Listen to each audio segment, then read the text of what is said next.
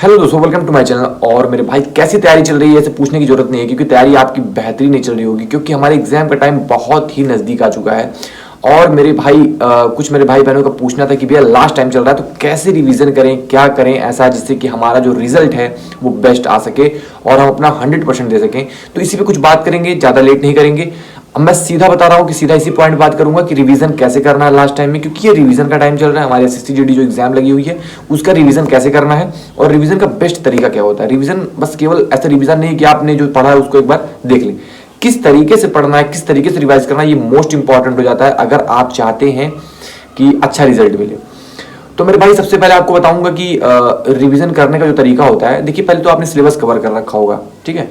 तो अगर आपने जितना भी कवर कर रखा है, आपने 80%, 90%, 100% जो भी आपने कवर कर रखा है उसको आपको रिवीजन करना है। आपके पास करीब करीब 20 से 25 दिन बचे हुए हैं एसएसजीडी में। तो मेरे भाई सबसे पहले देखिए रिवीजन का अलग अलग तरीका है। अभी आपके पास लगभग 20-25 दिन बचे हुए हैं, तो मैं स्टार्ट करूंगा जीएस और हिंदी से। देखिए जीएस में क्या करना होगा आपको, जीएस पहले स्टार्ट करना है। रिवीजन मतलब मैथ्स की तो डेली प्रैक्टिस करनी है, उसको भी मैं बाद में बताता हूँ।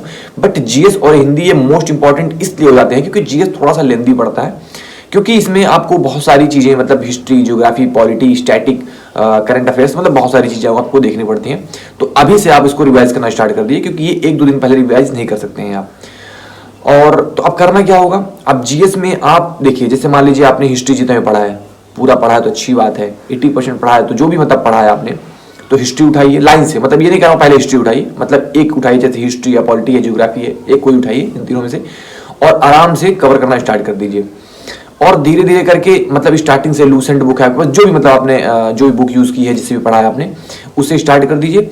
और पॉइंट्स को देखिए कैसे पढ़ना है। जैसे मान लीजिए आपने बुक पूरा पढ़ा हुआ है, तो अब आप बुक पढ़ें तो फिर से अब लाइन बाय लाइन नहीं पढ़ना है मेरे भाई। अगर आपने बुक पढ़ा है, आपने जैसे उस पर हाईलाइट किया हुआ है या फिर आपने मार्क किया हुआ है पेन से जो इंपॉर्टेंट पॉइंट्स है, जो इंपॉर्टेंट लाइन है, अगर आपने किया है तो केवल उन्हीं पॉइंट्स को आपको जो है रिवीजन करते हुए चलना है। ये नहीं कि पूरी बुक ही पढ़ते चलें भाई, ऐसे करेंगे तो आपका तो पूरा एक ही बार रिवीजन हो सकेगा एग्जाम से पहले, क्योंकि भाई हिस्ट्री, पॉलिटी, ज्योग्राफी बहुत मतलब लेंदी हो जाएगा।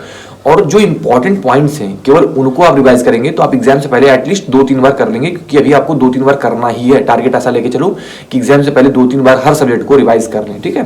तो जो इंपॉर्टेंट लाइन आपने मार्क किया है, जो हाईलाइट किया है, और हाईलाइट करना पड़ता है भाई, हाईलाइट ही मतलब एक अच्छी स्ट्रेटजी होती है बुक रीडिंग की, कि आप जो इंपॉर्टेंट लाइन उसमें आप जैसे पढ़ते आ रहे हैं तो जो इंपॉर्टेंट लाइन है उसको आप हाईलाइट कर दें या फिर पेंसिल से मार्क कर दें, पेन से जैसे भी आप कर सकें, बस उसको आप हाईलाइट कर दें, तो आपको रिवीजन में वो हेल्प करेगा। तो अब आपको वो चीजें रिवाइज करते हुए चलनी है और केवल एक नजर देखना है, क्योंकि आपने ऑलरेडी पढ़ रखा है तो आपको ज्यादा उसमें एफर्ट लगाने की जरूरत नहीं है। आप बस केवल एक बार रिवीजन करना है, एक बार रीड करना है, ठीक है।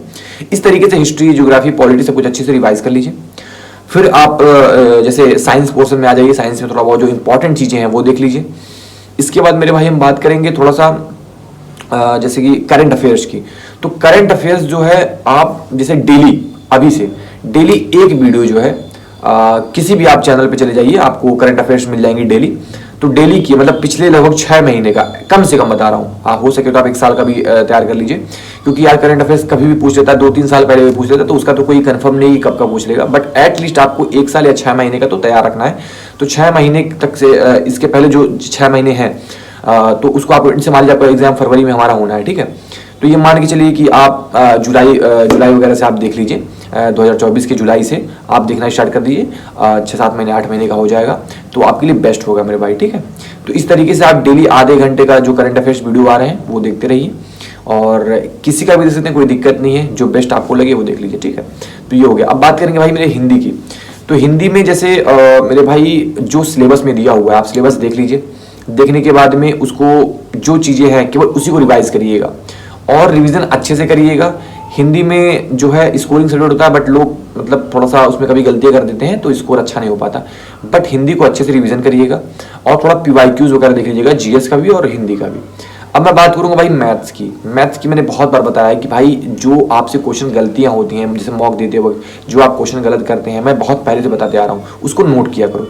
तो मेरे जिन भाई बहनों ने उस बात को मेरे नोटिस किया होगा और उस पर मतलब नोट बनाया होगा, जैसे मैथ्स में जैसे आपने मॉक टेस्ट दिया, कोई क्वेश्चन आपसे गलत हो गया, अनअटेम्प्ट छोड़ दिया, नहीं लग रहा आपसे, तो बाद में मैंने बताया था कि उसको अच्छे से मतलब सॉल्यूशन देख के, उसका कॉन्सेप्ट पढ़ के और जो है एक नोट बना के उसमें नोट कर लिया करो उन क्वेश्चन को जो आपसे गलतियां होती हैं।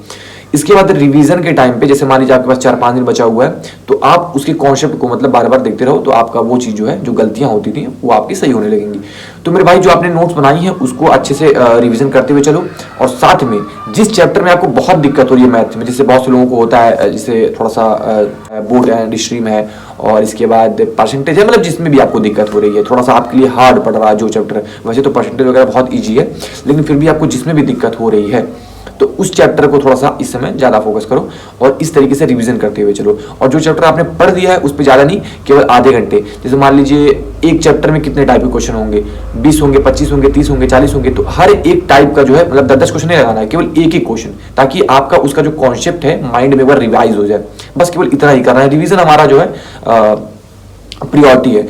तो ये नहीं कि एक ही टाइप के जो क्वेश्चन है आप 10-15 क्वेश्चन लगाना, ऐसा नहीं है। बुक उठाया आपने, एक टाइप के जो क्वेश्चंस हैं आपने एक क्वेश्चन लगा लिया, आपका वो कॉन्सेप्ट क्लियर हो गया, फिर दूसरे टाइप का लगाइए। इस तरीके से आप, अगर आपको रिवीजन के लिए अगर प्रैक्टिस बुक चाहिए टाइप वाइज चाहिए कि मतलब टाइप वाइज मिल जाए, तो भाई किरण की आती है, बेस्ट है। बाकी पिनाकल की भी आती है, बट अगर टाइप वाइज चाहिए तो किरण की बेस्ट है, आप ले सकते हो, उससे आप रिवीजन कर सकते हो। लास्ट टाइम चल रहा है मेरे भाई, मैं कोई स्पॉन्सर तो कर नहीं रहा हूँ, बस ये है कि मैंने देखा है तो किरण की टाइप वाइज आती है तो अच्छी होती है, बेस्ट होती है। जिसको टाइप वाइज चाहिए उसके लिए बेस्ट ऑप्शन है मेरे भाई, ठीक है। तो आप क्लिनिक ले सकते हो। तो इस तरीके से जो है आप एक एक मतलब हर टाइप से एक एक क्वेश्चन आप लगाइए, ताकि आपको कॉन्सेप्ट जो है एक बार रिवाइज हो जाए। और थोड़ा सा मैथ में जो बहुत इंपॉर्टेंट चीज़ है ना मेरे भाई, वो देखिएगा बहुत इंपॉर्टेंट होता है हमारे हर एक एग्जाम के लिए। जब आप एग्जाम में बैठते हैं ना, कैलकुलेशन में बहुत दिक्कत होती है। भले आप कैलकुलेशन में ठीक हो, बट आपको एक प्रैक्टिस होनी चाहिए। तो डेली कम से कम भी अगर आप टाइम लीजिएगा तो 20-25 मिनट, आधे घंटे का कैलकुलेशन पे डेली टाइम लीजिएगा। कैलकुलेशन इतना इंपॉर्टेंट है कि आपके टाइम को मतलब बहुत बचाएगा आपको। मैथ्स में और रीजनिंग में कैलकुलेशन मोस्ट इंपॉर्टेंट है मेरे भाई। तो कैलकुलेशन जो है थोड़ा सा अच्छे से 15-20 मिनट जो है रैंडम नंबर्स को लेके इधर उधर करके आप मल्टीप्लिकेशन, डिवीजन और इस तरीके से आप करेंगे तो आपका कैलकुलेशन जो है स्ट्रॉन्ग हो जाएगा। टेबल वगैरह अच्छे से 20-25 तक एकदम रट लीजिएगा मेरे भाई। इसके बाद थोड़ा सा जैसे स्क्वायर्स हो गए, क्यूब्स हो गए, जितनी चीज़ें हैं आप ट्रिकी जो माइंड में आप रख सकते हैं, जितना मैक्सिमम चीज़ें वो आप याद करके चलिएगा, ठीक है। ये हमारा मैथ्स का हो गया। रीजनिंग की बात करेंगे भाई, तो रीजनिंग में केवल आप 1 से 1.5 घंटे देंगे ना डेली, तो भाई बहुत है। आपको रीजनिंग में तो मतलब बहुत ज़्यादा एफर्ट लगाने की जरूरत ही नहीं है। और मैथ्स और रीजनिंग और ये हिंदी हमारी स्कोरिंग सब्जेक्ट है, इतना आपको मतलब इसमें समझ लीजिए कि आपको 100% स्कोर करने की कोशिश करना है। और मेरे भाई रह गई बात जीएस की, तो जीएस तो भाई मैं ये नहीं कहूँगा कि 100% स्कोर कर सकेंगे, लेकिन हाँ मैक्सिमम जितना हो सकता है एटलीस्ट 14-15-16 क्वेश्चन तक आप कोशिश करिएगा कि हो जाए। तो उसके लिए पीवाईक्यूज मोस्ट इंपॉर्टेंट है मेरे भाई। तो जैसे हमने बताया कि जीके जीएस के लिए और हिंदी के लिए अच्छे से रिवीजन करते चलना है। जो मैंने बताया था, जो आपने पॉइंट को जैसे हाईलाइट किया होगा उसको अच्छे से देखते हुए चलिएगा, जो इंपॉर्टेंट है। अच्छा हाँ, जीके जीएस में एक चीज़ और है मेरे भाई, स्टैटिक जो पोर्सन है उस पर थोड़ा ज़्यादा ध्यान दीजिएगा, क्योंकि इसमें 7-8 क्वेश्चन जो है केवल स्टैटिक से ही पूछे जाते हैं।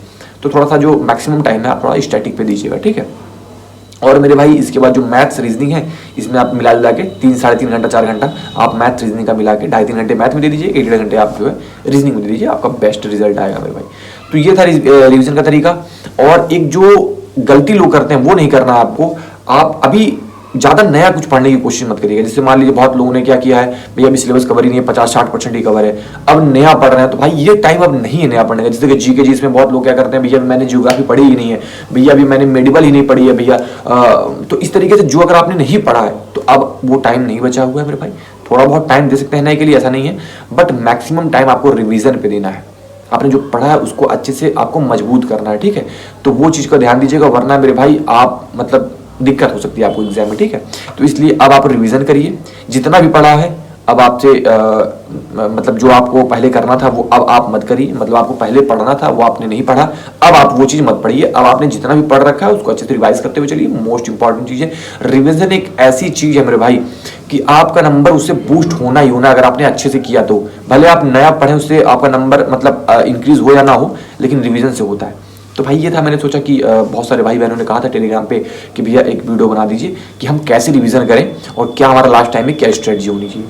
तो भाई मैंने सोचा बता देते हैं। तो ये थी आज की वीडियो। और मेरे भाई कोई भी दिक्कत होती है तो टेलीग्राम का लिंक जो है मैंने डिस्क्रिप्शन में डाल दिया है। वहाँ पे एसएसटीडी के बहुत सारे मैंने पीडीएफ नोट्स वगैरह डाले हैं, आप जाकर वहाँ पे जुड़ सकते हैं।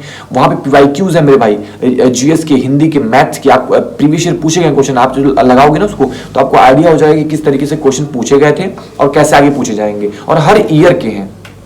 तो तो भाई वो आप जाके डाउनलोड करके लगा सकते हो, लिंक मैंने डिस्क्रिप्शन में डाल दिया है। और भाई कोई भी दिक्कत होती है तो इस वीडियो के कमेंट सेक्शन में आप बता देना, आपका भाई है, जो भी हो सकेगी प्रॉब्लम, जितनी भी हो सकेगी आपकी प्रॉब्लम का सोल्यूशन जो है मैं आपको बताने की पूरी कोशिश करूंगा। तो भाई मिलते हैं नेक्स्ट वीडियो में, तब तक के लिए bye bye and take care.